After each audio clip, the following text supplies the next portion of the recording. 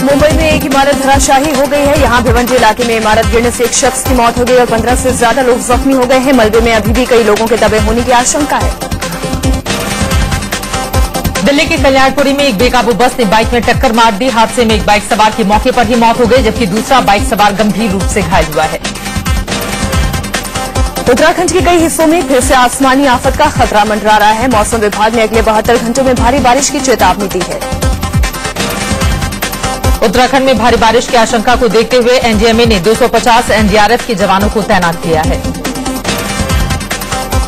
अगले 72 घंटे असम के 4 जिलों के लिए बेहद भारी साबित हो सकते हैं। मौसम विभाग ने सोनितपुर, बरपेटा, उत्तर लखीमपुर और गोलाघाट में भारी बारिश की आशंका जताई है। बीजेपी इलेक्शन कैंपेन कमेटी का प्रमुख बनने के बाद नरेंद्र मोदी आज दूसरी बार दिल्ली आ रहे हैं।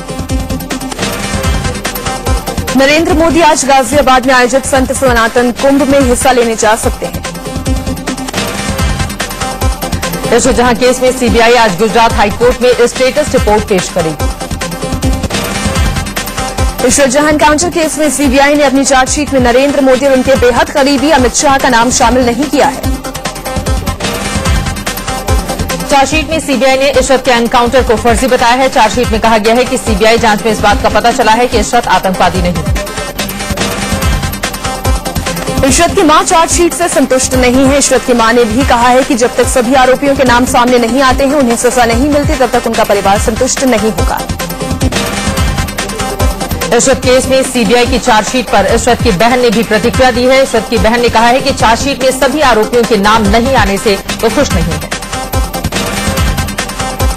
सीबीआई की चार्जशीट में अभी भले ही 8 लोगों के नाम सामने आए हैं, लेकिन इसमें कुछ नाम और जुड़ सकते हैं। सीबीआई ने अहमदाबाद स्पेशल कोर्ट में ये बताया है कि 2-3 दिनों में फिर से चार्जशीट दाखिल की जाएगी। झारखंड में जेएमएम और कांग्रेस की सरकार बननी तय है। मुख्यमंत्री पद जेएमएम को मिलेगा। सरकार गठन को लेकर जल्द ही ऐलान भी कर दिया जाएगा। फूड सिक्योरिटी बिल पर अध्यादेश को कैबिनेट की मंजूरी मिल गई है। अब इसे राष्ट्रपति के पास भेजा जाएगा। फूड सिक्योरिटी बिल पर जल्दबाजी में लाए गए अध्यादेश पर सुषमा स्वराज ने निशाना साधा है। सुषमा ने ट्वीट करके कहा है कि जब कुछ ही दिनों में संसद का मानसून सत्र शुरू हो रहा था, तो अध्यादेश लाने की इतनी जल्दबाजी क्यों की गई। गोपीनाथ मुंडे की मुश्किलें कम होने का नाम नहीं ले रही हैं। गोपीनाथ मुंडे को मुंबई के इनकम टैक्स विभाग ने नोटिस भेजा है। मुंडे ने अपने भाषण में चुनाव में 8 करोड़ खर्च करने की बात कही थी। दिल्ली पुलिस ने एक ऐसे शख्स को गिरफ्तार किया है जो एटीएम से पैसे गायब कर देता था। संजय नाम का यह आदमी पहले एटीएम में कैश जमा कराने वाली एजेंसी में काम करता था और एटीएम को अच्छी तरह से खोलना जानता था। गाजियाबाद के जावली इलाके में बदमाशों ने धावा बोलकर पति पत्नी को बुरी तरह से पिटाई की। पति आईसीयू में भर्ती है और पत्नी की एक आंख चली गई है। यूपी के हमीरपुर में चोरों ने व्यवसायी के घर से लाखों के जेवरात उड़ा लिए। व्यवसायी के शोर मचाने पर लोगों ने एक चोर को पकड़ लिया, लेकिन उसके 2 साथी माल समेत फरार हो गए। मेरठ में बाइक सवार बदमाशों ने एक तेजाब व्यवसायी की गोली मारकर हत्या कर दी। फरीदाबाद में एक युवक की हत्या कर उसकी लाश को सड़क पर फेंक दिया गया। परिजनों का आरोप है कि इलाके के दबंग लोगों ने आपसी रंजिश की वजह से इस वारदात को अंजाम दिया।